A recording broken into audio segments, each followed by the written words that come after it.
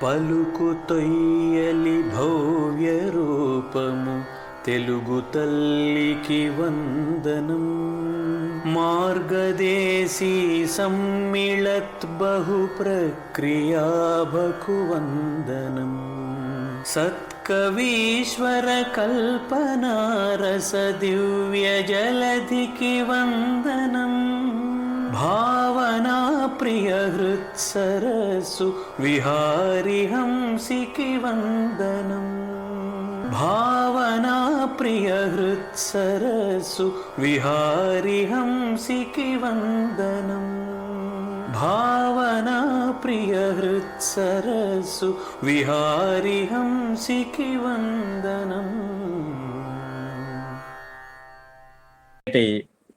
సాహిత్య ప్రసంగం తెలుగు సాహిత్యంలో తేనెలూరు తెలుగు వంటకాలు. వక్త డాక్టర్ జీవి పూర్ణచంద్ గారు. వీరి గురించి పరిచయం. వీరు మనకి భావనాప్రియ విజయవాడ సాహితీ కార్యక్రమంలో ఒక గంట పాటు సాహితీ ప్రసంగం చేసి ఉన్నారు. అందరికీ, మన సభ్యులందరికీ పరిచితులే. కళారత్న, భాషాభిజ్ఞ, సభా సరస్వతి, తెలుగు పసిడి, వైద్య విజ్ఞాన శౌరి, సాహితీ స్వర్ణోత్సవం జరుపుకున్న సీనియర్ రచయిత డాక్టర్ జీవి పూర్ణచంద్ గారు 44 సంవత్సరాల గ్రంథ రచయితగా 143 పుస్తకాలు వెలువరించారు. మరి ఆయుర్వేద పట్టభద్రుడు, సంపాదకుడు, కాలమిస్టు, చిత్రకారుడు, తెలుగు భాషా మూలాలని తవ్విదీసినటువంటి భాషోద్యమ ప్రముఖుడు, మన ఆహార సంస్కృతి మూలాల్ని వెలుగులోకి తెచ్చిన పరిశోధకుడు, తెలుగువారి ఆహార చరిత్ర వ్రాసిన తొలి గ్రంథకర్త, 5 పర్యాయాలు ప్రపంచ తెలుగు రచయితల మహాసభల బాధ్యతలు వహించి మహాకార్యదర్శిగా పేరు పొందారు. తెలుగునాట బహుముఖీనమైనటువంటి పాత్ర నిర్వహిస్తూ తెలుగు రాష్ట్రాల్లో, ఉభయ రాష్ట్రాల్లోనూ పరిచయం అవసరం లేనటువంటి సాహితీవేత్తగా వీరు చిరపరిచితుడు. 75కు పైగా పురస్కారాలు అందుకొని రచయితగా తాను అత్యంత సంతృప్త జీవినని ప్రకటించుకున్నటువంటి సాహితీ పరిపూర్ణ జీవి డాక్టర్ జీవి పూర్ణచంద్ గారికి స్వాగతం అండి. అయ్యా నమస్కారం. స్వాగతం అండి మీకు. సంతోషం సార్, ధన్యవాదాలు. ఓకే, మీరు ప్రారంభించవచ్చు.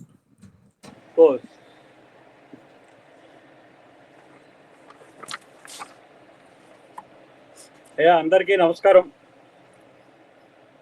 చాలా మంది మిత్రుల్ని వాళ్ళ ఇక్కడికి అందరూ కలుసుకునేటువంటి మంచి అవకాశం లభించింది. పొద్దున చక్రవర్తి గారు ఫోన్ చేసినప్పుడు ఏదైనా ఒక కొత్త అంశం మీద మాట్లాడితే మిత్రులందరూ కూడా చాలా సంతోషిస్తారు అని చెప్పినని వారు అనటం జరిగింది. మన తెలుగు వారికి ఆహార చరిత్ర అనేది దాదాపుగా లేదనే చెప్పాలి. విశ్వవిద్యాలయాల స్థాయిలో కూడా ఆహార చరిత్ర మీద ఎటువంటి పరిశోధనలు జరగలేదు, జరగటం లేదు కూడాను. ముఖ్యంగా మన ఆహార చరిత్రకి సాహిత్యమే ప్రధానమైనటువంటి ఆధారం. ఒక 1000 సంవత్సరాల సాహిత్య ఆధారాలే మన ఆహార చరిత్రని నిర్దేశిస్తున్నాయి. అయితే వాటిని మన వాళ్ళు ఒక సాంఘిక చరిత్ర అనే దృక్పథంలో కాకుండా దాన్ని మన వాళ్ళంతా కూడా ఏంటంటే శ్రీనాథుడు మంచి ఆహార పదార్థాలు వర్ణించాడు కాబట్టి ఆయన భోజన ప్రియుడు అని ఇలా ముద్రలు వేసి దాన్ని ఒక సరదాగా దాన్ని తీసుకున్నారే తప్ప ఇది మన ఆహార సంస్కృతిని చాటుతున్నటువంటి చాలా ముఖ్యమైన విషయంగా ఎందుకనో మన విమర్శకులు కానీ, మన చరిత్రకారులు కానీ, మన పరిశోధకులు కానీ పెద్దగా పట్టించుకున్నటువంటి దాఖలాలు లేవు. ఈ లేకపోవడం అనేది మనకి చాలా అపకారం చేసింది. ఎందుకనంటే మనిషి జీవనానికి ఆహారం చాలా ముఖ్యమైనది. ఆహారం లేనిదే మనం లేము. కానీ దాని గురించి సరైనటువంటి ఆలోచన చేయకపోవడం వల్ల ఏమైందంటే మన ఆహార విధానాలు కొంచెం పెడమార్గాన పడ్డాయి. మంచి ఆహారం మన పూర్వులు ఎలా తిన్నారు అన్న విషయాన్ని మనం చెప్పకపోవటం వలన మన పూర్వులు పాత చింతకాయ పచ్చడే తిన్నారు, వాళ్ళకి ఏమీ తెలియదు అనే అభిప్రాయం ఇప్పటి తరంలో బాగా పాతుకుపోయి ఉంది.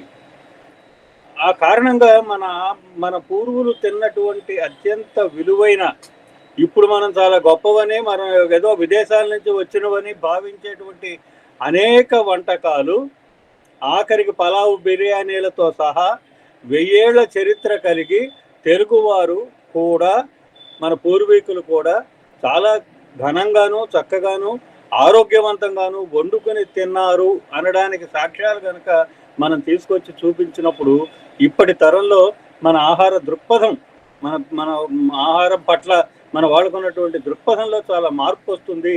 మంచి ఆహారాన్ని, ఆరోగ్యవంతమైన ఆహారాన్ని తీసుకోవడానికి మన సాహిత్యమే మనకి చాలా దారి చూపిస్తుంది అన్నటువంటి అంశాన్ని నేను ప్రముఖంగా ఈరోజు వివరించి చూపించాలి అని చెప్పినని నేను ముఖ్యంగా పొద్దున్న నేను చక్రవర్తి గారితో అనడం జరిగింది. ఆయన సంతోషంగా ఆ సబ్జెక్ట్ మీద మాట్లాడండి, బాగుంటుంది అని చెప్పి కూడా అన్నారు. నేను కొన్ని విషయాలు మీ దృష్టికి నేను తీసుకురావడానికి ప్రయత్నం చేస్తాను. నాకు ఇచ్చినటువంటి కొద్దిపాటి సమయంలోనూ నేను కొన్ని విషయాలు ప్రముఖంగా నేను మీ నోటీసులోకి తీసుకొస్తాను. తెలుగువారి ఆహార సంస్కృతి అతి ప్రాచీనమైనది, స్వకీయమైనది, ఆరోగ్యదాయకమైనది కూడా. మన భోజన విధానం భావప్రకాశ, యోగరత్నాకరం లాంటి ఆయుర్వేద గ్రంథాల్లో చెప్పిన విధంగా ఉంటుంది. భారతదేశం మొత్తంలో తమ ప్రధానమైన ఆహారాన్ని అన్నం అని నోరారా పిలుస్తున్నది కేవలం తెలుగు వాళ్ళు మాత్రమే. దక్షిణాదిలో సాపాటని, ఉత్తరాదిలో రోటీ అని పిలుస్తూ ఉన్న అన్నం అనే మాటనే అందరూ మర్చిపోయారు. అన్నానికి అంధ అనే పర్యాయ పదం ఉంది. ఆంథ్రపాలజీ అనే పేరులో అంధ్ అంటే ప్రోటో ఇండో యూరోపియన్ భాషా కూటమిలో మానవ సంబంధమైనది అని అర్థం. అంధ్ అంటే మానవ సంబంధమైనది కాబట్టి దాన్ని ఆంథ్రపాలజీ అన్నారు. అంధ్ అంటే మానవ సంబంధమైనది అని అర్థం. దీని ఆధారంగా ఆంధ్ర అనే శబ్దంలో అంధ్ అంటే మనిషి అనే గాని చీకటి, గుడ్డి అని కాదు. అంధ్ అంటే ఆంధ్రులు, ఆంధ్ర అంటే అన్నం. అన్నం అని నోరారా పిలుస్తున్నది ఆంధ్రులు మాత్రమే. ఇక్కడ ఈ విషయాన్ని మనం ముందు గుర్తించాలి. తెలుగువారి సాంఘిక చరిత్ర నిర్మాణానికి ఆహార చరిత్ర అధ్యయనం తోడ్పడుతుంది. ఆంధ్రుల ఆహార చరిత్రకి ప్రాచీన సాహిత్యంలో ప్రస్తావించిన వంటకాలే ఆధారం. కవిత్రయం, శ్రీనాథుడు, శ్రీకృష్ణదేవరాయలు, తెనాలి రామకృష్ణుడు, ఐలరాజు నారాయణామాత్యుడు, గణపవరపు వెంకట కవి, దామెరల వెంకట భూపతి, అన్నమయ్య, ఇంకా అనేక మంది ప్రముఖులు చాలా వంటకాలను వాళ్ళు ప్రస్తావించారు. అయితే వాటిని మనం గుర్తించగలిగితే మన ఆహార చరిత్ర నిర్మాణం కొంత ముందుకు కదులుతుంది. కూడు అన్న మాటే తీసుకోండి. ఆహార సేకరణ దశ నుంచి ఆహార ఉత్పత్తి దశకు సమాజం పరిణమించిన తర్వాత, అంటే కనీసం 10,000 సంవత్సరాలకి ముందు గనక మనం వెళ్ళినట్లయితే ఆదిమకాలం నాటి మానవుడు ఆహార సేకరణ నుంచి ఆహార ఉత్పత్తి దశలోకి పరిణమించిన కాలంలో చరిత్రకారులు ఏం చెప్తారంటే, కొన్ని కుదుర్లు, కొన్ని గుంపులు కలిసి కొన్ని గణాలుగా మారాయి. ఈ గణాలలో ఏమైందంటే సామూహికంగా ఆహారాన్ని ఉత్పత్తి చేయడం, సామూహికంగా ఆహారాన్ని వినియోగించడం అనేటువంటి ఒక దశ నడిచింది. సో అందరూ కలిసి ఆహారాన్ని వినియోగిస్తారంటే అందరూ కలిసి ఆహారాన్ని తీసుకుంటారు కాబట్టి కూడి తినేది కూడు. కూడు అనడంలో కూడటం, కలియటం అనేటువంటి అర్థం కూడా ఉంది. అందరూ కూడి తిన్నారు కాబట్టి అది కూడైంది. కుడి చేతితో తినేది కూడైంది. కూడు తింటాం కాబట్టి దాన్ని కుడి చెయ్యి అన్నారు. సరే, ఈ కూడుకు సంబంధించి చాలా మనం లోతులకు వెళ్తే చాలా విషయాలు మనకి కనిపిస్తాయి. అప్పచ్చి అన్న మాట మనం బాల శబ్దంగా, మనం పిల్లల శబ్దంగా మనం భావిస్తాం. మనం అప్పచ్చి ఈ పదానికి మూలం ఋగ్వేదంలో అపూప అనేటువంటి పదం మూలం అని చెప్పనని భావించారంతా. కానీ ఇప్పుడు మనం ఒక అందరూ ఇక్కడ పండితులు ఉన్నారు, మా వెంకటరమణ గారు, ఎందరంటే పండితులు ఉన్నారు, మహాపండితులు ఉన్నారు. నేను ఒక విషయాన్ని తమ దృష్టికి తీసుకొస్తున్నాను. సంస్కృతంలోనూ తెలుగులోనూ ఒకే పదం కనిపిస్తే తొందరపడిపోయి సంస్కృతంలోంచే తెలుగులోకి ఈ పదం వచ్చింది అని అనేకండి. సంస్కృతం ఆ ఇంటికి ఈ ఇల్లు ఎంత దూరమో ఈ ఇంటికి ఆ ఇల్లు అంతే దూరం. కాబట్టి సంస్కృతంలోంచి తెలుగులోకి పదాలు వచ్చే అవకాశం ఎంత ఉందో తెలుగులోంచి సంస్కృతంలోకి వెళ్లేందుకు కూడా అంత అవకాశము ఉంటుంది కదా. దీనికి ఇక్కడ నేను ఈ అప్పచ్చిని మీకు ఉదాహరణగా చూపిస్తున్నాను. మనం అప్పచ్చి అంటాం, ఋగ్వేదంలో అపూప అన్నారు, అపూపాలోంచి అప్పచ్చి వచ్చేసింది అని చెప్పిన అనేసి మన వాళ్ళు సరిపెట్టేశారు, అయిపోయింది. కానీ వాస్తవం ఏమిటంటే ఎఫ్బిజే క్వీపర్ అనేటువంటి ఒక అంతర్జాతీయ భాషావేత్త, ఆయన ఋగ్వేదంలో ఉన్నటువంటి ఒక 360 పదాలను ఏరి, ఈ పదాలు ఏవి కూడా ఋగ్వేద భాష అంతా కూడా ఇండో యూరోపియన్ ఫ్యామిలీ ఆఫ్ లాంగ్వేజ్కి సంబంధించినటువంటి భాషా కూటమికి సంబంధించిన భాష. మీకు తెలుసు సంస్కృతము, లాటిను, గ్రీకు, ఇంగ్లీషు ఇవన్నీ కూడా ఇండో యూరోపియన్ ఫ్యామిలీ ఆఫ్ లాంగ్వేజ్కి సంబంధించినటువంటి పదాలు. కానీ ఈ ఇండో యూరోపియన్ ఫ్యామిలీ ఆఫ్ లాంగ్వేజ్కి చెందని పదాలు ఒక 360 ఏరాడు ఆయన క్వీపర్ గారు. ఈ ఋగ్వేదంలో ఇండో యూరోపియన్ ఫ్యామిలీ ఆఫ్ లాంగ్వేజ్కి చెందిన పదాలు కాదు ఇవి, అయితే ద్రావిడ భాషా పదాలు అయి ఉండాలి లేదా ముండా భాష పదాలు అయి ఉండాలి అని చెప్పనని ఆయన నిరూపించాడు. ఆయన నిరూపించిన ఆ 365 పదాల్లో ఈ అపూపం కూడా ఒకటి. అంటే ఋగ్వేద కాలానికే ద్రావిడ భాషల్లోంచి లేదా ముండా భాషల్లోంచి కొన్ని పదాలు ఋగ్వేదంలోకి లోన్ వర్డ్స్ అంటాం మనం, అరువు పదాలు అంటాం మనం. నేను వాటిని అరువు పదాలు అనకండి, దీంట్లో మనం ఎవరికి వడ్డీ కట్టట్లేదు, అప్పులు తేవటం లేదు. ఒకరి పదాలు ఇంకొకరు స్వీకరించారు అంతే కదా, అందుకని వీటిని అతిథి పదాలు అనండి అని చెప్పాను నేను. ఒక అతిథి, తెలుగులో అతిథి పదాలను ఒక పుస్తకం రాశాను నేను. సో ఇవి అతిథి పదాలు. ఈ అప్పచ్చి అనే పదము అపూపంగా ఋగ్వేద కాలంలో ద్రావిడ భాషల్లోంచి, అప్పచ్చి అన్ని ద్రావిడ భాషల్లోనూ ఉంది. ఈ అప్పచ్చి అనేటువంటి పదం అన్ని ద్రావిడ భాషల్లో కూడా మనకి కనిపిస్తుంది. అంటే ద్రావిడ భాషలు మొత్తం ఒక 24 భాషల కూటముల్లో మనకి ఈ అప్పచ్చి అనేటువంటిది అనేక అర్థాల్లో మనకు అనేక రూపాల్లో మనకు కనిపిస్తుంది. ఇది అపూపగా ఋగ్వేదంలో కనిపించినటువంటి ఒక లోన్ వర్డ్, ఒక అరువు పదము లేదా ఒక అతిథి పదంగా ఎఫ్బిజే క్వీపర్ భావించాడు.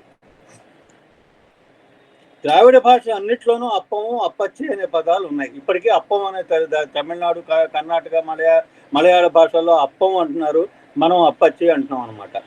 ఋగ్వేద అపూపానికి మూలం ఈ విధంగా తెలుగులో మనకి ప్రధానంగా, తెలుగులో ద్రావిడ భాషల్లో మనకి ప్రధానంగా కనిపిస్తుంది.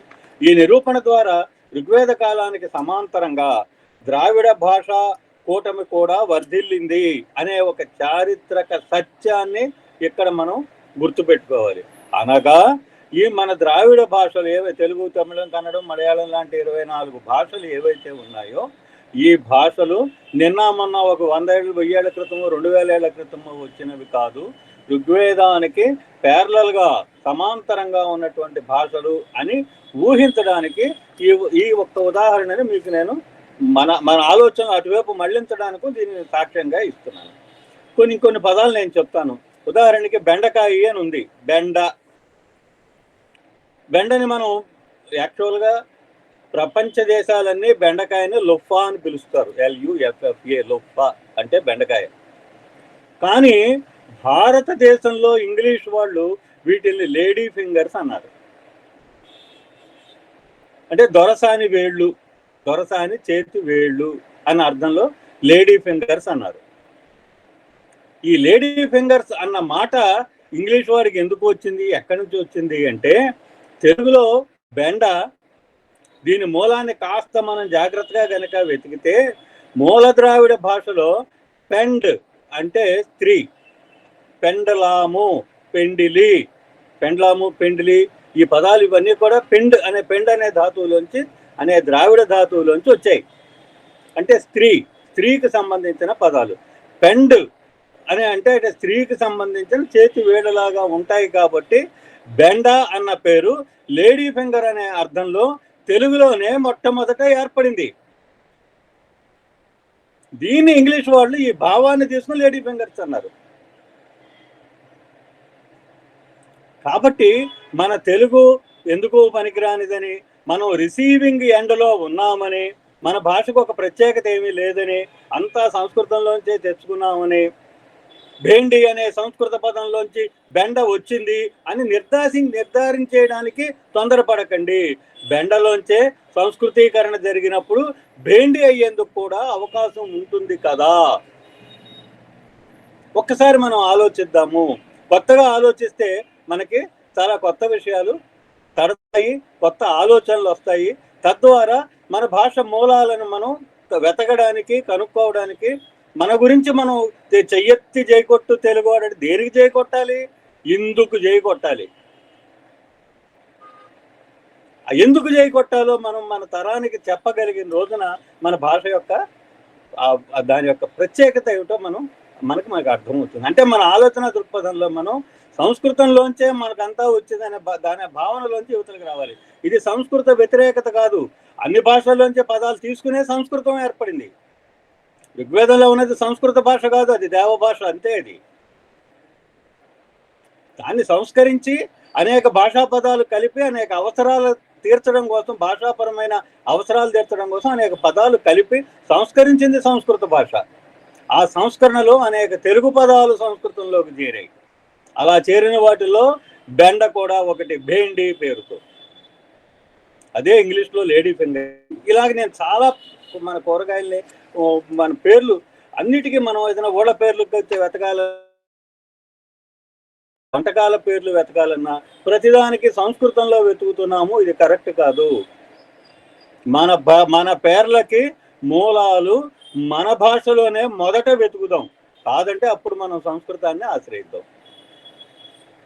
ప్రతిదీ కూడా మనం తెలుగులో ఏమన్నా ఉందేమో మొదట మనం వెతకడానికి ప్రయత్నం చేద్దాం. ఇది నేను మీ అందరి దృష్టికి తేదలుచుకున్నాను. నేను తర్వాత అసలు అక్కడ దాకా అక్కర్లేదండి. పొయ్యికి సంబంధించి నేను మొత్తం మన భాషాపరమైనటువంటి నిఘంటువు తయారు చేస్తున్నాను. ఫుడ్ వొకాబులరీలో వంటింటికి సంబంధించినటువంటి పదజాలాన్ని తీసుకుంటే నాకు పొయ్యి అన్న ఒక్క తెలుగు మాటకి 70 తెలుగు పదాలు ఉన్నాయి. పొయ్యికి, ఒక్క పొయ్యి అన్న దానికి పిలుపులో మనకి 70 తెలుగు పదాలు ఉన్నాయి. ఇవి ఏవి మనం పట్టించుకోవటం లేదు, వాడకంలోకి తేవటం లేదు.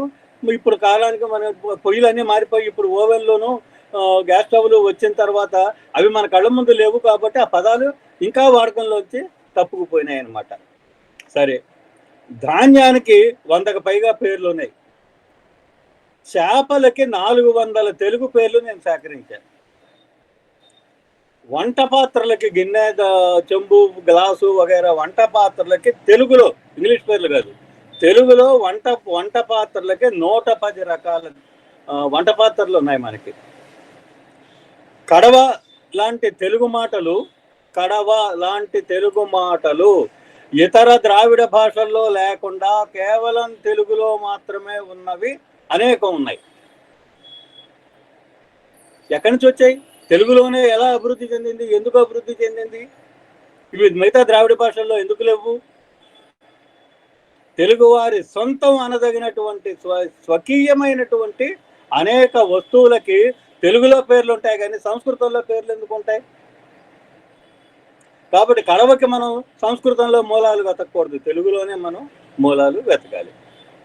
ఉదాహరణకి ఇప్పుడు మనం కుమ్మరి సారె మీద పెట్టి మట్టి ముద్దని పెట్టి సారెని తిప్పుతూ ఈ మట్టి ముద్దకు ఒక ఆకారం, కోజ ఆకారము, కొండ ఆకారము చేస్తాడు కుమ్మరి. ఆ మట్టి ముద్దని పోలి అన్నారు. పోలి అంటే ఒక ముద్ద. ఈ కుమ్మరి సారె నుంచి వచ్చినటువంటి ఈ పోలి మన పూజా మందిరంలోకి వచ్చింది. పూజా మందిరంలోకి వచ్చేసరికి ఏమైంది? కార్తీక మాసం చివరి రోజున అమ్మవారిని పోలిని స్వర్గానికి పంపించడం అంటూ పసుపు ముద్దని అరటి దొన్నెల్లో పెట్టి, అంటే పసుపు ముద్దని పోలి అన్నారు. అంటే అమ్మవారిని ఆ రూపంలో భావించారు. పోలి అంటే ఒక ముద్ద ఉండ. ఇది నెమ్మదిగా వంటగదిలోకి ప్రవేశించింది. పూజా మందిరంలోంచి కుమ్మరసారి నుంచి పూజా మందిరంలోకి, పూజా గదిలోంచి వంటగదిలోకి ప్రవేశించింది. గోధుమ పిండితో చేసిన లేదా ఏదైనా పిండితో చేసిన ముద్దని పోలి అన్నారు. దాన్ని ఒత్తి కాలిస్తే దాన్ని పోలిక అన్నారు. అదే పుల్క అయింది. దాన్ని ఒక పొర మీద ఒత్తితే, ఒక పొర ఒంటి పొర మీద ఒత్తితే పుల్క అన్నాం. 2 పొరల మీద ఒత్తితే దౌ పత్ర, 3 పొరల మీద ఒడితే తీన్ పత్ర. సంస్కృతంలో కానీ హిందీలో కానీ తీసుకుంటే 3 పొరల మీద ఒత్తితే త్రిపత్ర, 4 పొరల మీద ఒత్తితే చార్ పత్ర, చపాతి అయింది.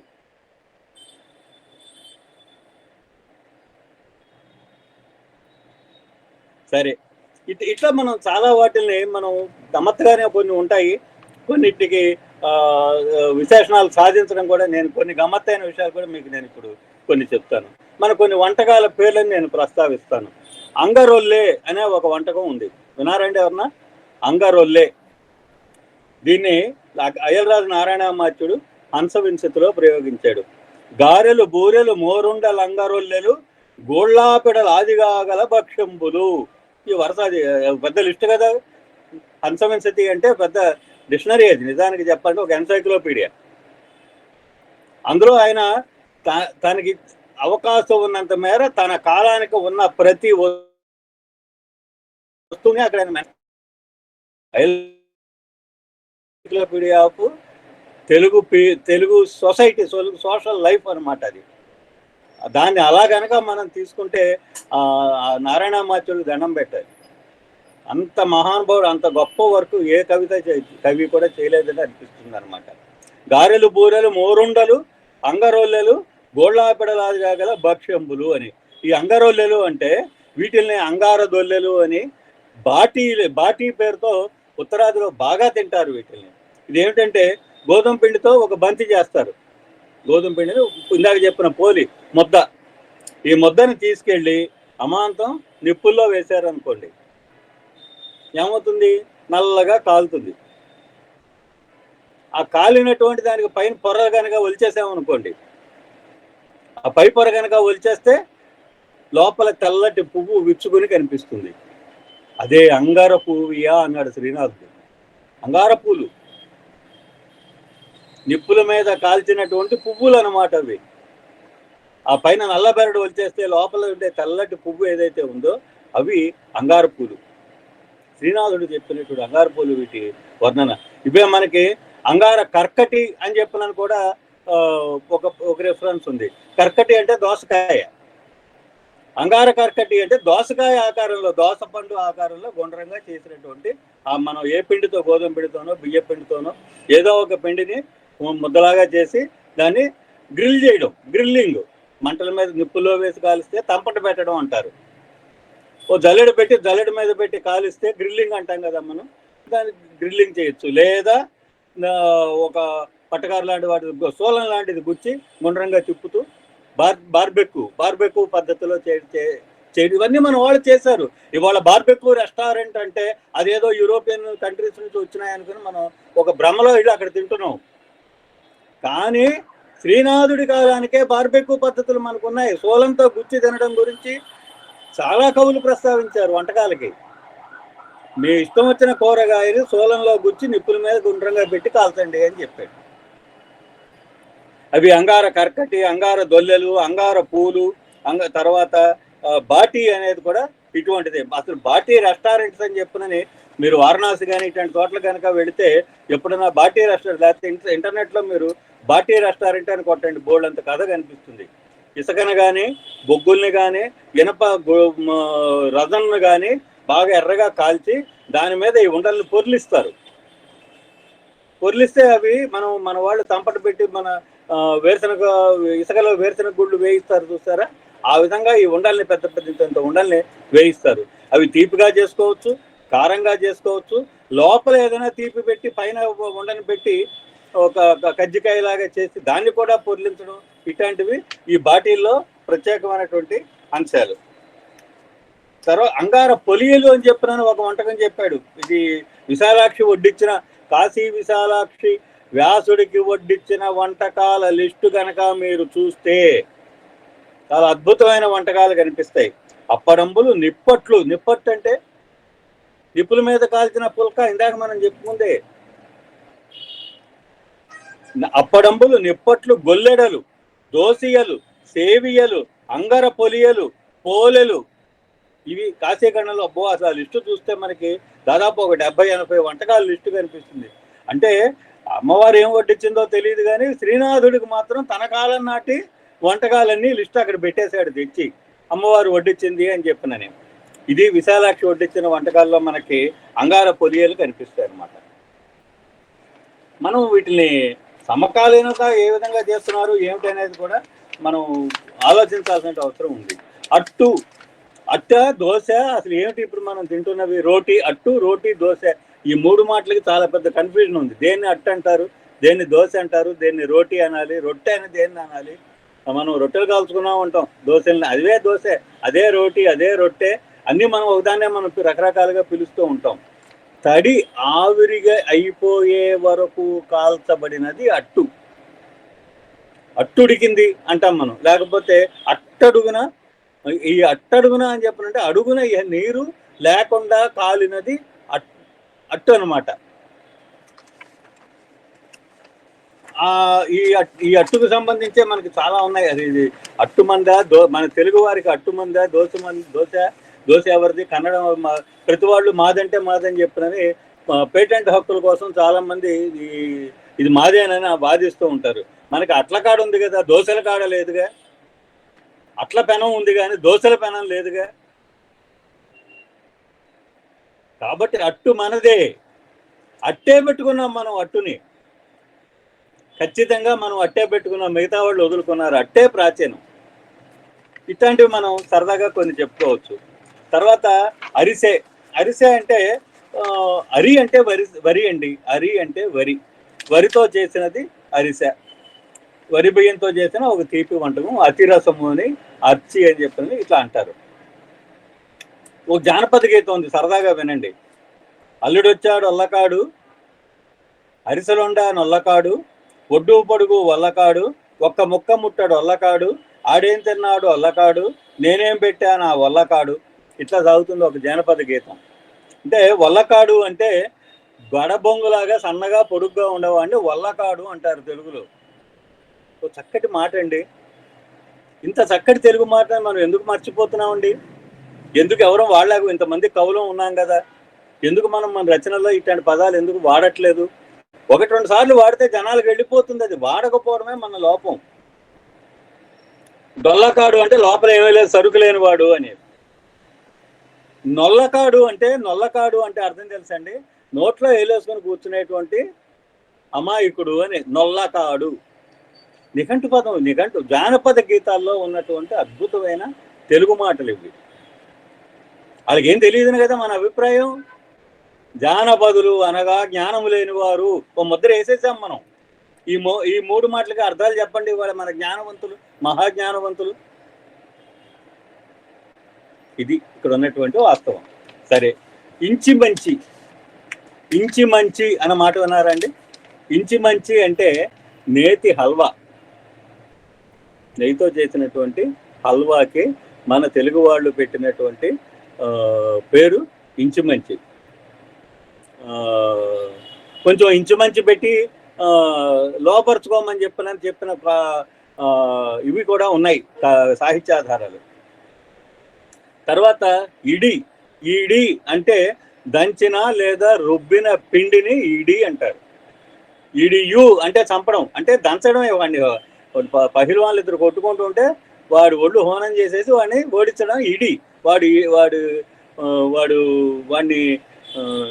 ఈడేలాగా చేశాడు అనమాట. వాడిని అంతం చేశాడు అనమాట. ఈడియు అంటే చంపు అని చెప్పడం తెలుగులో అర్థం. ఈడి అంటే దంచడం లేదా రుబ్బడం. ఇడి కొడకలు అంటే మనం ఇడ్లీని కానీ ఉండ్రాళ్ళు కానీ లేకపోతే ఇంకేదైనా మనం ఆవిరి మీద ఉడికించేటువంటి పదార్థాన్ని, ఆహార పదార్థాన్ని ముందు ఆవిరి మీద కుక్కర్లో వండేసేసి తర్వాత ముందు ఎసట్లో వేసి అన్నం వండి, ఆ వండిన అన్నాన్ని ఉండలాగా అన్నం అంటే బియ్యపు రవ్వతో వాటితో చేసినటువంటిది ఇది వండి తర్వాత దాన్ని ముద్దలాగా చేసి ఈ ముద్దని మళ్ళీ ఆవిరి మీద వండుతారు. అలా 2 సార్లు ఉడికినవి ఇడి కొడకలు. ఇడి కొడక. మనం చేసుకునేటువంటి ఉండ్రాళ్ళని మనం చెప్పుకునేటువంటి వినాయక చవితి ఉండ్రాళ్ళకి అచ్చమైన తెలుగు పేరు ఇడి కొడక. అలాగే ఇడ్డెన అంటే వాసన కుడుము, వాసన కట్టి దాని మీద ఇడ్లీ. ఈ ఇడ్లీ పాత్రలు మనకి 1917 తర్వాత మాత్రమే వచ్చినవి. 1935లో రాసినటువంటి ఒక పుస్తకంలో గత 15 సంవత్సరములుగా తెలుగునాట ఇడ్లీ పాత్రలు కూడా ప్రవేశించినవి. ఇప్పుడు హోటళ్ళ అన్నింటి యందును ఇడ్లీలు వడ్డించుతున్నారు అని రాశాడు 1935లో రాసిన ఒక పుస్తకంలో. అంటే 1920కి ముందు ఇడ్లీ పాత్రలు మనకి లేవు. మనకున్నవి ఏంటంటే ఓ గిన్నెలో నీళ్లు పోసి పైన గుడ్డ మూత వాసన కట్టి పైన ఇడ్లీ పిండి వేసి మూత పెట్టేసేసి ఆవిరి మీద ఉడికించినవి. తర్వాత ఇడ్లీ పాత్రలు మనకి లేటెస్ట్ ఎంట్రీ, వంట సామాన్లలో లేటెస్ట్ ఎంట్రీ ఇడ్లీ పాత్ర అన్నమాట. తర్వాత ఉక్కెర, చక్కెర ఉక్కెర అనేవి జంట పదాలు మనకి. చక్కెర ఉక్కెర పెట్టనా అని కాలికి గజ్జెలు కట్టనా అని ఒక చక్కటి పాత బేదలపాట్ల సినిమా, నాగేశ్వరరావు గారి బేదలపాట్లకు ముందు నాగయ్య గారి బేదలపాట్ల సినిమా ఉంది, 1950లో వచ్చింది. అందులో ఈ పాట చక్కెర ఉక్కెర పెట్టనా నీ కాలికి గజ్జెలు కట్టని. చక్కెర ఉక్కెర అనేటువంటి మాటలు తెలుగులోను తమిళంలో కూడా జంట పదాలుగా వ్యాప్తిలో ఉన్నాయి. ఈ ఉక్కెర అంటే తమిళంలో ఉక్కారి, సంస్కృతంలో ఉత్కారిక, తెలుగులో ఉక్కెర. ఇది హల్వాకి అచ్చమైనటువంటి చక్కటి తెలుగు పేరు. ఇంకా గట్టిగా చెప్పాలంటే అన్నవరం సత్యనారాయణ స్వామి గుడిలో ఉండేటువంటి ప్రసాదం ఉంటుంది చూసారా, అది ఉక్కెర. అంటే ఆ విధంగా ఉండేది. ఇంత చక్కటి మాట మన కవులు మొన్నటి దాకా 50 దాకా వాడిన మాటే ఇవాడు ఎందుకు వాడకంలోంచి పోయింది? ఉక్కెరాళ్ళు అని ఒక వంటకం ఉంది. ఉక్కెరాళ్ళు అంటే హల్వా ముద్దలు, ఉండలుగా చేసుకుని ఒక డబ్బాలో పెట్టుకుని ఒక్కొక్క ఉండదు, అంటే మన కొబ్బరిలో ఉండల్లాగా చేసుకుని తినడం. అంటే ఇప్పుడు మనతో కేక్ కట్ చేస్తున్నారు మన వాళ్ళు, పూర్వం వంట చేసి జాగ్రత్తగా దాచుకునేవాళ్ళు. ఇది తేడా. ఎలపాసం అని చెప్పినని, ఎలపాసం అంటే తాజా పాయసం. పల్లియ చోటు నుండి ఎలపాసం. మీకు కనుక గుర్తున్నట్లయితే హరవిలాసంలో శ్రీనాథుడు ఒక అద్భుతమైన పద్యం రాశాడు. వాడు పేరేమిటి, ఫిర్యాలుడికి మేనమామలు వచ్చేటప్పుడు ఏదో ఒకటి పిల్లాడికి ఏదో ఒకటి తేవాలి కాబట్టి పల్లెటూరు నుంచి ఎలపాసము.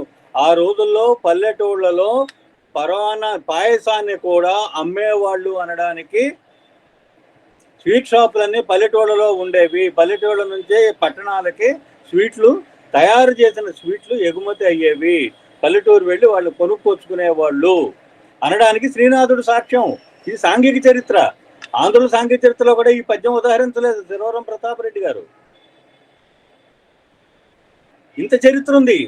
పల్లెటూళ్ళలో 11వ శతాబ్దం 12వ శతాబ్దం నాటికి పల్లెటూళ్ళలో స్వీట్లు అమ్మేవాళ్ళు. గారెలు, బూరెలు, ఇప్పుడు మనకి ఎట్లాగైతే స్వీట్ షాపుల్లో బొబ్బట్లు ఇవన్నీ అమ్ముతున్నారు కదా, ఇప్పుడు ఇవన్నీ అన్ని ఇంట్లో చేసుకోవడం మానేసి ఆఖరికి పండగ నాడు గారెలు కూడా స్వీట్ షాపుల నుంచి తెచ్చుకుంటున్నారు కదా ఇవాళ. శ్రీనాథుడి కాలంలో కూడా అది ఉంది. పల్లియ చోటు నుండి ఎలపాసము, అడుకులు అంటే అటుకులు, చెక్కిలంబులున్, బెల్లపుటచ్చులు, శనగ బేడలు, చిమ్మిలి, నువ్వుండలున్, పెళ్ళుగా నంచి బియ్యము, ఇవన్నీ కూడా తీసుకొచ్చారట. పెద్దరికంబు ప్రియంబు నొప్ప. పిల్లలు ఉన్న చోటుకి పెద్దవాళ్ళు కనుక వెళితే, ఏదన్నా ఇట్లాంటివి తీసుకెళ్లకుండా వెళితే మన పెద్దరికం నిలబడదు. పిల్లల దగ్గరికి ఏదైనా ముసలాడు, అందుకని పిల్లల దగ్గరికి పెద్దల దగ్గరికి వెళ్ళేటప్పుడు ఏదైనా చేతితో పుచ్చుకు వెళ్ళమని చెప్తారు. ఎందుకంటే మన పెద్దరికం నిలబడాలి కాబట్టి. అదే రాశాడు శ్రీనాథుడు. పెద్దరికంబు ప్రియంబు నొప్ప మేనల్లు నకొన్ కుమార సిరియాలు నకొన్ కొని తెచ్చిరల్మిలిన్. ఇది శ్రీనాథుడు హరవిలాసంలో ఇచ్చిన పద్యం. ఇదేం చరిత్ర చెప్తోంది? పల్లెటూళ్ళలో పాయసం కూడా అమ్మేవాళ్ళు, కొనుక్కోవచ్చు, పట్టణాల నుంచి వచ్చి కొనుక్కుని వెళ్ళేవాళ్ళు, లేదా ఎగుమతి దిగుమతి వ్యాపారాలు జరిగేవి. తాజా పాయసాన్ని కూడా, పాయసం ఎక్కువ సమయంలో ఉంటే ఇరిగిపోతుంది. ఇవాళగా రెఫ్రిజిరేటర్ లేవుగా, కోల్డ్ చైన్ మెయింటైన్ చేయలేరు కదా. ఎంత చరిత్ర ఉందండి ఆహార చరిత్ర. ఈ ఆహార చరిత్రను చదివితే మనకి ఎంత చరిత్ర తెలుస్తోంది, జాతి చరిత్ర తెలుస్తోంది కదా. అశ్రద్ధ చేయడం మనం చేసిన పెద్ద తప్పు. ఆహార చరిత్రను అశ్రద్ధ చేయడం అనేది చాలా అన్యాయమైనటువంటి విషయం అని నేను ప్రత్యేకంగా నొక్కి చెప్తున్నాను. ఒబ్బట్టు అంటే బొబ్బట్లు అంటాం కదా మనం, ఇది యాక్చువల్గా ఒబ్బట్టు. ఒమ్ము అంటే లావుగా కాల్చినటువంటి అట్టుని, ఒమ్ముగా కాల్చిన అట్టు, ఒమ్ము ప్లస్ అట్టు ఒమ్మట్టు. అదే పొమ్మట్టయి హొబ్బట్టయింది. వాళ్ళు దాన్ని బొబ్బట్టు అని పిలుస్తారు, ఎవరు? కన్నడం వాళ్ళు. మనమేమో ఒబ్బట్టుని లేకపోతే బొబ్బట్టు అని చెప్పని మనం అంటాం. అవుగులు చేత్తో బల్పం ముక్కల్లాగా చేసి, గోధుమ పిండిని బల్పం ముక్కల్లాగా చేసి నూనెలో వేగించి పాకం పట్టినటువంటి మురుకుల్ని, మామూలుగా అయితే మురుకులు అంటే చిన్న చిన్న ముక్కలుగా చేసినటువంటి పెద్ద లావు కారపూసను ముక్కలు చేసి మురుకులు అంటారు మన వాళ్ళు. కానీ మురుకుల్ని చేత్తోనే బల్పం ముక్కల్లాగా చిన్న ముక్కలుగా చేసి వాటిని వేయించేసేసి, ఆ వేయించినటువంటి వాటిల్ని పాకం బట్టి, బెల్లం పాకం బట్టి వాటిల్ని అవుగులు అన్నారు. అవుగులు. అన్నమయ్య ప్రయోగం ఆరగింపబోమాయప్ప ఇవే పేరిన నేతులు పెరుగులును అనే పాటలో పరమాన్నంబులు పంచదారలును అరిసెలు గారెలు అవుగులును, ఇది అన్నమయ్య పాటలో ఆయన ఇచ్చిన. అవుగులు అంటే వీటిల్నే, ఈ అవుగుల్నే చాలా చోట్ల మనోహరాలు అన్న పేరుతో తయారు చేస్తారు.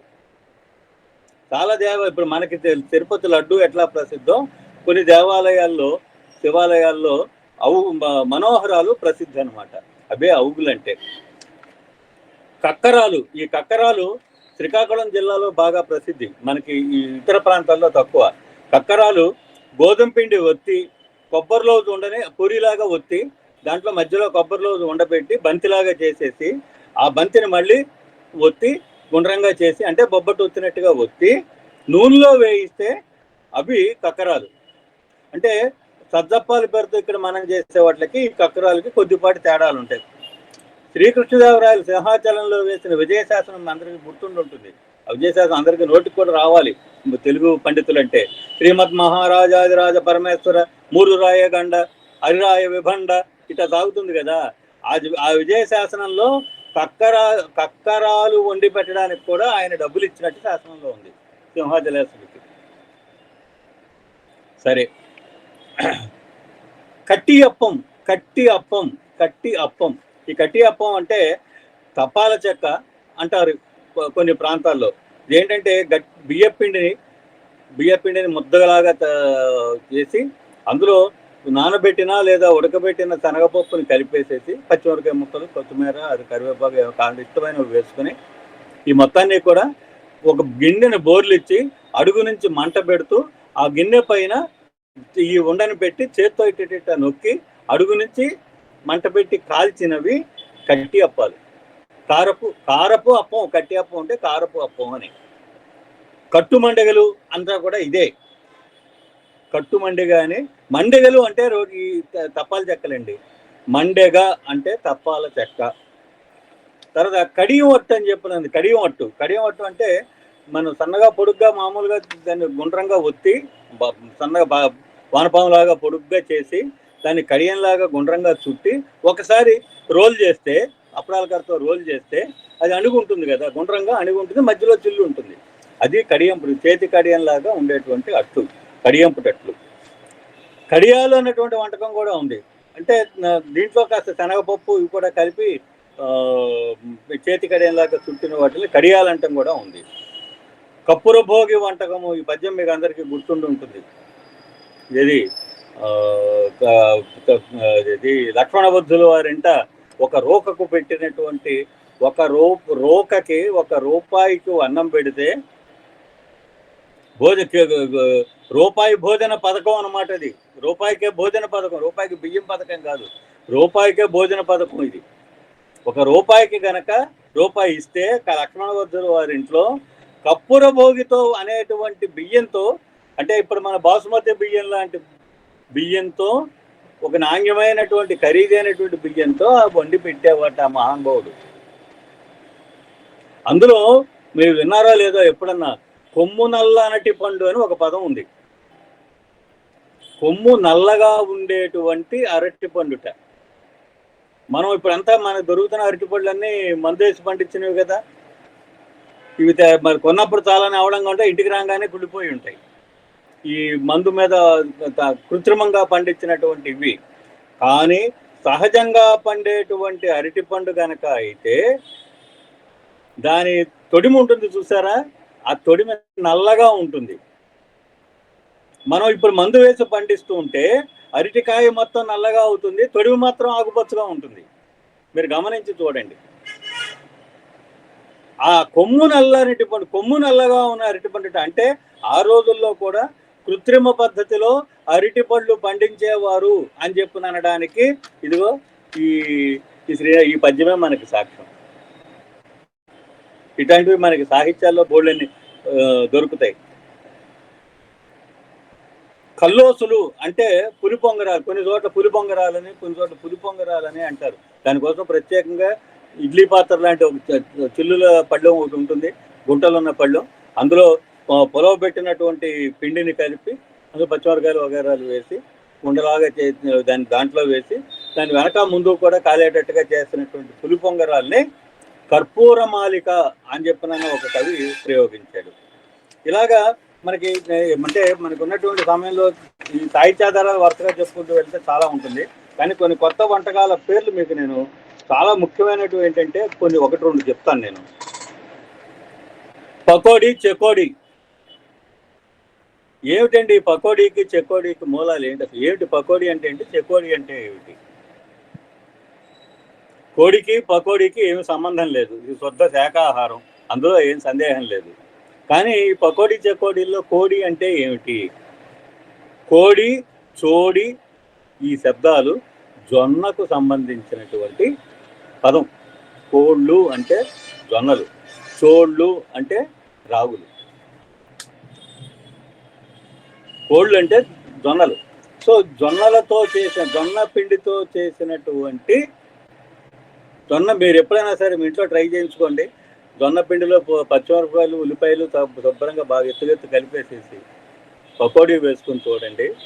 ఎవరిని చెబితేనే తెలుస్తుంది, లేకపోతే శనగపిండే వాడి తీరాలి అన్న రూలు కనుక వదిలేస్తే జొన్న పిండితో లేదా రాగి పిండితో కనుక మీరు పకోడీ వేస్తే ఎవరికీ తెలీదు శనగపిండితో చేసినంత కమ్మగాను ఉంటుంది. అది ఎవరు కనిపెట్టలేరు కూడాను.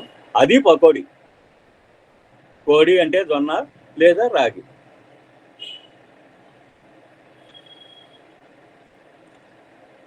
కోడిబడి అని చెప్పిన ఒక వంటకం ఉంది, కోడిబళ్ళు. కోడిబడి అంటే ఏమిటంటే కోడి అంటే జొన్న, బడి అంటే అది యాక్చువల్గా కోడి వడ. జొన్న మీరు మినప్పిండి రుబ్బి గారెలు వేసుకుంటారు. మినప్పిండి రుబ్బి వేసే గారెల్లో ఒక గరిటెడు పొడి రాగి పిండి కనుక కలిపితే ఏమవుతుంది, చాలా గట్టి పడుతుంది పిండి. అలా దాంతో కనుక మీరు గారెలు కనుక వేసుకున్నట్టయితే అస్సలు నూనె పీల్చవు. గారె రంగు చాలా బాగుంటుంది, మంచి ఎర్ర రంగులో కనిపిస్తుంది. మామూలు గారె కంటే మామూలు గారె లోపల కొంచెం క్రిస్పీగా ఉంటుంది. ఈ రాగి పిండి కలిపితే అది కొంచెం గట్టిగా ఉంటుంది, కానీ చాలా రుచిగా ఉంటుంది. సరే, మనకి నూనె పీల్చదు కాబట్టి ఆరోగ్యానికి చాలా మంచిది.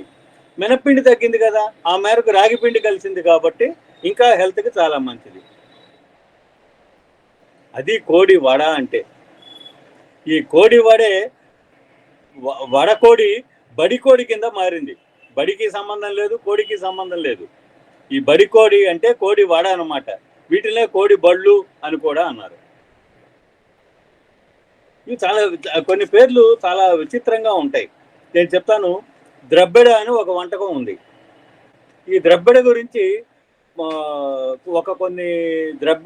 కొన్ని ఎర్రచేరులు అంటూ పాండురంగ మహత్యంలో సుశీల అనే ఆవిడ వడ్డించినటువంటి వంటకాల పట్టికలో ద్రబ్బెడలు ఉన్నాయి. ఏమిటి ద్రబ్బెడ? ఏ నిఘంటువులోనూ ద్రబ్బెడికి అసలు మన నిఘంటుకర్తలు చాలా ఘనులు, చాలా తెలివైన వాళ్ళు అనమాట. వాళ్ళకి అర్థం తెలియకపోతే దాని పక్కన అలా తీసి పక్కన పెడతారు. కొంచెం మొహమాటం ఉందనుకోండి, ఒక భక్ష్య విశేషం అని రాసి వదిలేస్తారు. ఇప్పుడు ఒక భక్ష్య విశేషం అంటే ఏంటి, మనం జుట్టు పిక్కోవాలి. ఏమిటి భక్ష్య విశేషం అని తెలుసు మనకి, అది తినేదాని సందర్భంలోదే కాబట్టి తినడానికి పనికి వచ్చేదన్న విషయం అర్థమైంది మనకి. అది ఏది విడమర్చడానికి కూడా ప్రయత్నం చేయలేదు. అసలు నిఘంటువులు ద్రబ్బిడ అనే పదాన్ని తెనాలి రామకృష్ణుడి పాండురంగ మహత్యం మీద వ్యాఖ్యానాలు రాసిన వాళ్ళు కూడా ద్రబ్బిడంటే ఏమిటో వివరించాల. ఒక భక్ష్య విశేషం అనే వదిలేశారు, ద్రబ్బిడలు అనే వంటకములు అని వదిలేశారు. ఇక్కడే మనకు అన్యాయం జరిగింది. ఈ ద్రబ్బిడ అంటే ఏమిటని ఎంత వెతికినా నా వల్ల కాల, ఎక్కడ దొరకలేదు, ఎవరు రాయలేదు. కాబట్టి నేను మాత్రం ఏం చేయగలను? పోతన గారు జడభరతుడికి సంబంధించినటువంటి సన్నివేశంలో ఆ జడభరతుడికి ఎవరు ఏది పెట్టినా తింటున్నాడు ఆయనకి ఒక ఆవిడ ఇది ద్రబ్బడి కూడా మాడు ద్రబ్బడి పెట్టిందిట, పెడితే ఆయన తిన్నట్ట అని రాశాడు ఆయన. ఇది మన తిరుపతి వారు వేసినటువంటి భాగవతంలో మాడు కామా ద్రబ్బిడ అని చెప్పినని మాడుని ద్రబ్బిడని విడదీశారు. ఇది మరీ కన్ఫ్యూజన్ వచ్చింది దానివల్ల. అప్పుడు ద్రబ్బిడ అంటే ఏంటో చాలేదా, మాడు అంటే సరే అర్థమైంది, అన్నం మాడితో ఏదో పెట్టుంటారు అని చెప్పినని అర్థమైంది. మరి ద్రబ్బిడ అంటే ఏంటి?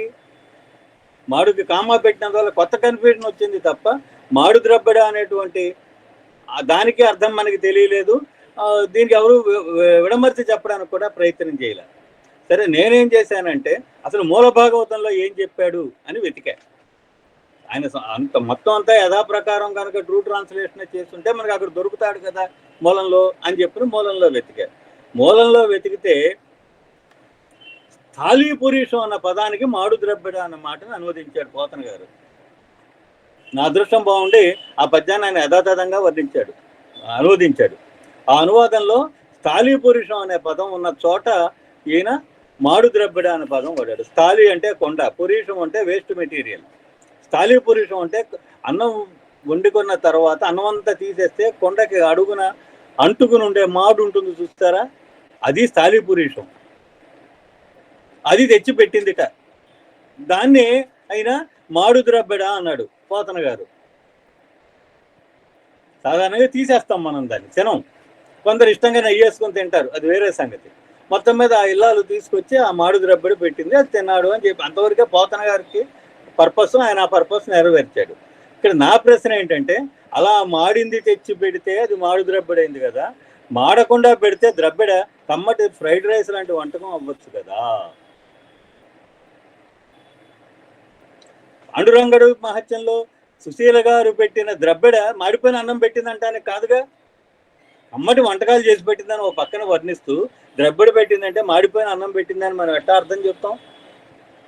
సో పోతన గారు వాడిన మాడు ద్రబ్బిడ అన్న మాట సుశీల గారు పెట్టి వడ్డించిన వంటకాలకి వర్తించదు, తెనాలి రామకృష్ణుడికి వర్తించదు. కాబట్టి ద్రబ్బిడ అనేది కమ్మటి ఫ్రైడ్ రైస్ లాంటి వంటకం అయి ఉండాలి. ఈ ఫ్రైడ్ రైస్ లాంటి వంటకాలు ఇప్పుడు మనం ఏదో ఎక్కడి నుంచో తెచ్చుకున్న విదేశీ వంటకాలు కావు. ఇవన్నీ ఏ చైనా వంటకమో కాదు. ఇవి 100% మన సొంత తెలుగువారి సొంత వంటకం. దీనికి కనీసం 500 సంవత్సరాల చరిత్ర దీని వెనకాల ఉంది. మనకంటే మన పూర్వులు వారి జీవితాన్ని మనకంటే ఎక్కువ ఎంజాయ్ చేశారు. ఇది మనం మన తరానికి చెప్పవలసినటువంటి విషయాలు. చాలా పదాలు మనం కొన్ని చాపట్టు అని చెప్పిన చోట, చాపట్టు అంటే మన వాళ్ళు ఏమొచ్చారంటే, మన వాళ్ళు అట్టుని 3 మడతలేసి తీసుకొస్తాడు కదా, గుండ్రంగా మడిచి పెద్దది అట్టుని మడతలేసి తీస్తాడు. కాబట్టి ఈ చాపలాగా చుట్టినటువంటి అట్టుని చాపట్టు అంటారు అని చెప్పిన మన వాళ్ళు అర్థాలు రాశారు కొంతమంది. ఇవన్నీ తొందరపాటు మాటలు. చాపట్టు అంటే ఇప్పుడు హోటళ్లలో వాడేటువంటి పెద్ద పెనం, ఒక 10 అట్లు వేసేందుకు సరిపడే పెద్ద పెనం ఉంటుంది చూసారా, ఒక 5-6 అడుగుల పొడవు ఉండే, 3 అడుగుల వెడల్పు ఉండేటువంటి పెద్ద పెనం, పెద్ద రాయి అది యాక్చువల్గా. ఆ రాయి మీద వీళ్ళు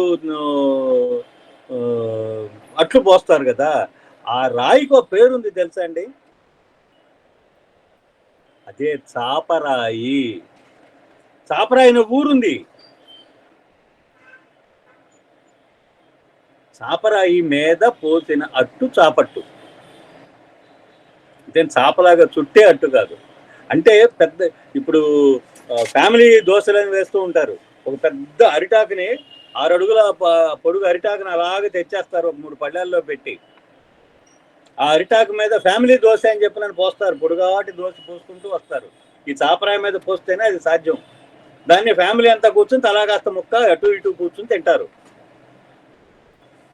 ఈ ఫ్యామిలీ దోశ వెయ్యాలి అంటే చాపరాయి కావాలి, అంతేగాని పెనాన్ని చాపరాయి అనరు. ఆ చాపరాయి మీద వేసే చాపట్టు అంటే ఇంత పొడుగున వేసే ఫ్యామిలీ దోశ. ఇప్పుడు చెప్పండి, మన పూర్వ లైఫ్నే ఎక్కువ ఎంజాయ్ చేస్తారా, మనం ఎక్కువ ఎంజాయ్ చేస్తున్నామా? వాళ్ళకి ఏం తెలియదు, అదంతా పాచింతకాయ పచ్చడి అంటారేంటి? ఇలాంటివి మనం ఇది చాలా చాలా అద్భుతమైనటువంటి పదాలు ఉన్నాయి. చుట్టుపళ్ళాలు, చుట్టుపళ్ళాలు అన్న మాట ఎప్పుడైనా విన్నారండి? వీటిని చుట్టువడలు కూడా అంటారు. అంటే గోళాకారంలో చేసినటువంటి పునుగులు. ఈ పునుగులు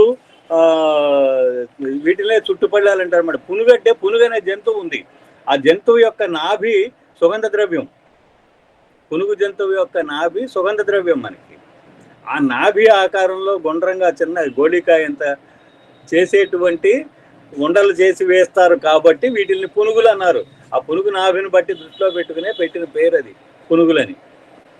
వీటికే చుట్టు వడలు అని చెప్పిన పేరు, చుట్టు గోళాలు అనటం కూడా ఉందన్నమాట. చుట్లు అంటే మాత్రం చుట్లు అంటే జంతికలు. జంతిక అంటే యంత్రిక, యంత్రంతో అంటే నొక్కి వేస్తారు కాబట్టి అవి జంతికలైనాయి అనమాట. సరే, చలిమిడి 2 రకాలుగా చేస్తారు. ఒకటి పాకం పట్టి చేస్తారు, 2 పాకం పట్టకుండా బియ్యపిండి గోధుమ ఇది బెల్లం కలిపి నూరేసేసి పచ్చిగా కూడా చేస్తారు. సో పచ్చిగా చేసింది చలిమిడి యాక్చువల్గా. అంటే చలి అని చెప్పాలంటే వండనిది అని అర్థం అక్కడ. ఓంచంద్ గారు, మరొక 2 నిమిషాలండి మీ సమయం. అలాగేనండి, అలాగే. వండిన దాన్ని కూడా ఎక్కడ ఆపాలన్నా ఆపేసి ఇది ఒక లిస్టు అనంతంగా సాగుతుంది. వండిన దాన్ని కూడా చలిమిడి అని చెప్పునని మనం అంటున్నాం అనమాట. అలాగే జమిలి మండగలు చాలా అద్భుతమైనటువంటి వర్ణన ఇదండి ఇది. మండగలు అంటే ఇందాక చెప్పినట్టు గిన్నె మీద కాల్చినటువంటి బోర్లిచ్చి గిన్నె మీద కాల్చింది మండగ. 2 మండగలు తీసుకుని దాని మధ్య ఒక క్రీమ్ పెట్టి, మండగకి మధ్య క్రీమ్ పెట్టి, ఈ రెండింటి మధ్య గుజ్జుగా కాచిన మోక్షీర పూరంబు అన్నాడు. అంటే క్రీము పాలని గుజ్జుగా కాచి, ఆవు పాలని గుజ్జుగా కాచి దాంతో ఈ జమిల మండిగల మీద, అంటే 2 మండిగల మధ్య క్రీమ్ ఒక స్వీట్ లాంటిది ఏదన్నా పెట్టి ఈ జమిలి మీద చక్కటి డిజైన్ వేసేట. మన కేకుల మీద డిజైన్లు వేస్తారే అలా వేసేట. దేంతో? గుజ్జుగా కాచిన గోక్షీరంతో. ఆ డిజైన్ ఎలా ఉందంటే పెళ్లి కూతురు కట్టుకున్న పట్టు తెల్ల చీర పట్టు అంచులాగా ఉందిట. ఇంతకంటే వర్ణన ఏం కావాలండి? ఎంత అద్భుతమైన సాహిత్యాధారాలు మన వంటకాలకు సంబంధించినవి ఉన్నాయి. వీటిలో మన ప్రాచీనత తెలుస్తోంది, మన అద్భుతమైనటువంటి మన మూలాలు తెలుస్తున్నాయి, మన సంస్కృతి తెలుస్తుంది, రిచ్నెస్ తెలుస్తోంది. మనకు ఎంత బలమైన మూలాలు మనకు ఉన్నాయి తెలుస్తోంది. ఇవి మన తరానికి చెప్పకపోవడం అనేది మనం చేసినటువంటి తప్పుగా భావిస్తున్నాను. నేను ఇలాగ నేను దాదాపుగా ఒక 500-600 వంటకాలకు సంబంధించినటువంటి పేర్లను నేను పరిష్కరించేటువంటి ప్రయత్నం చేశాను. ఇవి నేను మళ్ళీ ఇంకోసారి మనం కలుసుకుని మాట్లాడుకుని చెప్పుకుందాం. మీ అందరూ ఎంతో ఓపికగా శ్రద్ధగా విన్నందుకు నేను ధన్యవాదాలు తెలియజేస్తూ, నాకు ఈ అవకాశం ఇచ్చినందుకు ప్రతి ఒక్కరు. అయ్యా వెంకటరమణ గారు నమస్కారం. అందరికీ కూడా నేను మనస్ఫూర్తిగా ధన్యవాదాలు తెలియజేస్తూ, చక్రవర్తి గారికి లేరు, ఇంకా రాలేదనుకుంటాను, ఉండదని చెప్పారు నాకు, వారికి కూడా నేను ధన్యవాదాలు తెలియజేస్తూ, మరొకసారి వాణిశ్రీ గారు మీకు కూడా ధన్యవాదాలు మేడం. మీ అందరికీ కూడా ధన్యవాదాలు పూర్ణచంద్ గారు. తెలుగు సాహిత్యంలో తేనెలూరు తెలుగు వంటకాలు, తేనెలూరు కాదండి, నూరూరే వంటకాలు, నూరూరు తెలుగు వంటకాలు. యాక్చువల్గా మీరు చెబుతా ఉంటే ఆ, ఇంకా వినాలనేటువంటి ఉత్సుకత అయితే ఉంది, కానీ సమయభావంతో మీకు చెప్పడానికి కూడాను ఇబ్బందిగా ఫీల్ అయ్యాం. పక్కన మా మిస్సెస్ కూడా వింటా, ఏంది నీకేం చెప్పనివేంది, మళ్ళీ టైం చూతావేంది అని అంటున్నారు. కానీ చాలా తెలుగువారి ఆహార సంస్కృతి మూలాలని వెలుగులోకి తీసుకొచ్చేటువంటి మీ పరిశోధన మరి రాబోయేటువంటి తరానికి కూడాను మన యొక్క తెలుగు జాతి, తెలుగు వారి వంటకాలు, సాహిత్యంలో తెలుగు వంటకాల ఆ ప్రస్తావన, ఇట్లాంటి ముందు తరానికి కూడా మీ పరిశోధన ద్వారా అందుతుందని భావిస్తూ ప్రతి మరి ఆదివారం ఆంధ్రజ్యోతి ఆదివారం సంచికలో తినరా మైమర్చి పేరుతో నేను గత 160 వారాలుగా నేను మన ఆహార చరిత్ర పేరుతో ఈ వంటకాలన్నింటినీ పరిచయం చేస్తున్నాను. వీటి మూలాలన్నీ కూడా రాస్తున్నాను నేను. దయచేసి అది మీరు ఆన్లైన్లో అయినా మీరు చూడొచ్చు. ఆదివారం ఆంధ్రజ్యోతి సంచిక రేపు వచ్చే దాంట్లో ఉంటుంది, బహుశా చూడండి. అది తప్పకుండా అండి, తప్పకుండా అండి.